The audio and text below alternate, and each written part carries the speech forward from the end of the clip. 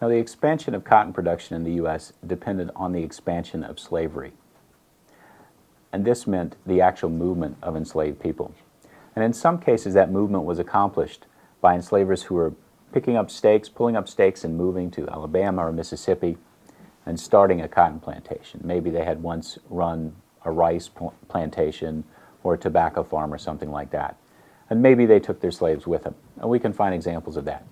But the majority of enslaved people who move south and west are moved by professional slave traders. And if we look at them for just a minute, we can see this very interesting fact that slave traders who seem like figures out of the ancient world, out of some sort of pre-capitalist past, are in fact, if anything, the most capitalist entrepreneurs operating in the 19th century South.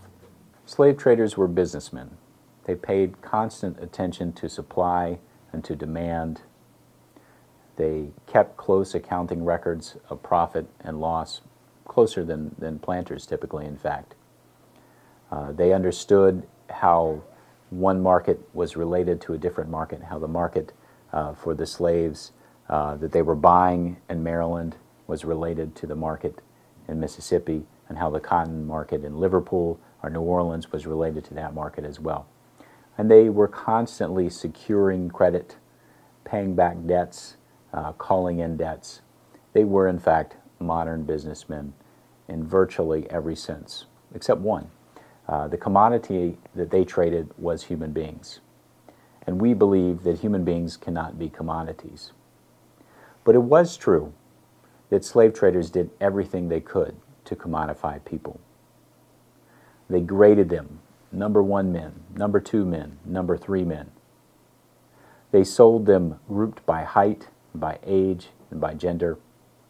They dressed those groups in the same outfits, trying to suggest to the people who were buying other people that the people who were getting sold were uniform commodities. And they did a pretty good job if you judge by their success and their profitability. By the 1830s, the slave traders who had emerged as the most important figures in a trade that linked the Upper South to the Lower South, particularly through the Central Emporium of New Orleans, they had emerged as some of the wealthiest Americans. People like Austin Woolfolk of Baltimore, John Armfield of the Washington, D.C. area, Rice Ballard of Richmond, and Isaac Franklin of Tennessee and New Orleans. These individuals were at the peak of their profession and among the most important economic figures in the South and throughout the United States. They worked closely with the biggest national banks. They were especially friendly with the Bank of the United States, which was very important to their flow of credit. And they were very important to the planters of the Southwest, obviously, since they were the main suppliers of labor. In the early 1830s, the firm in which Isaac Franklin, John Armfield, and Rice Ballard were partners moved several thousand people every single year from Virginia and Maryland to Louisiana and Mississippi. And they sold them at rising prices. In about 1829, a young man, let's say 19 or 20 years old, apparently in good health, would have sold for about $600 in New Orleans. By 1835 or 1836, the same young man would have sold for about $1,600, or about a 250% increase in price. Rises in price were typically linked to not just a rise in cotton prices, but a rise in cotton productivity. In fact, if you look at a graph over time, you can see that it's not cotton price and slave price that track together. It is the expected value from the yearly labor of one slave. And remember, that labor was increasing in quantity every year, typically. That times the price of cotton was what tracked with the price of slaves. Now, of course, this was a business that demanded a huge amount of credit. And as I said before, that firm, Franklin, Ballard, and Armfield, but other firms as well, were closely linked to some of the most important banks in the United States at that time. And in fact, through those banks, they were linked to suppliers of credit worldwide.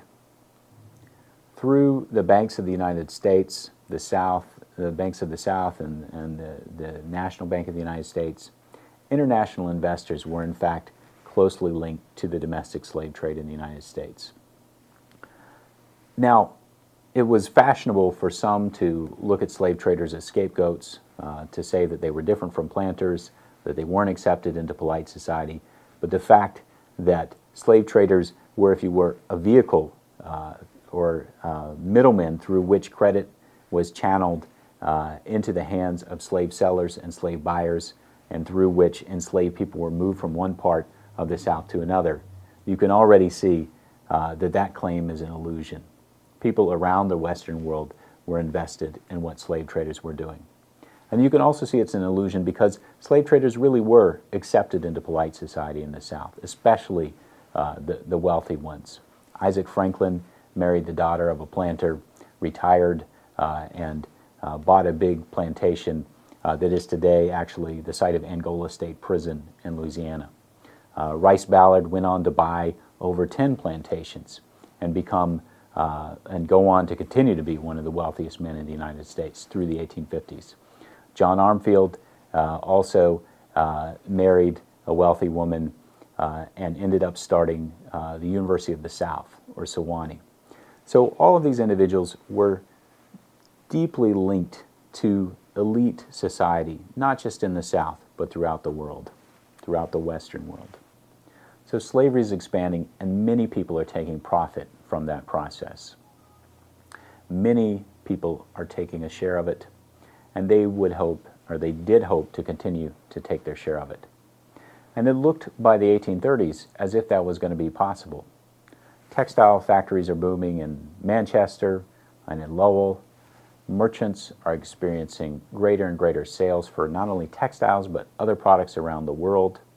The things that have been learned through the creation of textile factories are spilling over into the creation of new kinds of factories and new kinds of machines, including steamboats and trains.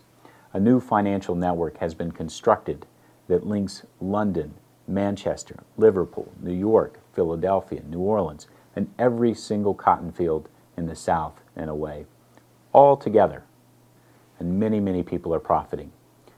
And they think they're going to be able to continue to do so, as long as there aren't too many fluctuations in price, and as long as there aren't so many financial innovations that bubbles are created that might bring about a financial crisis.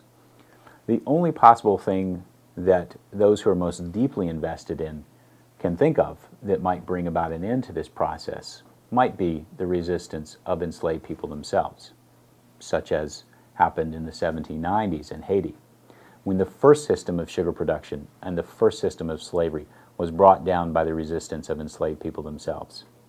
So let's turn to taking a look at how that worked in the United States and whether that was a realistic possibility for bringing down this growing financial and economic network.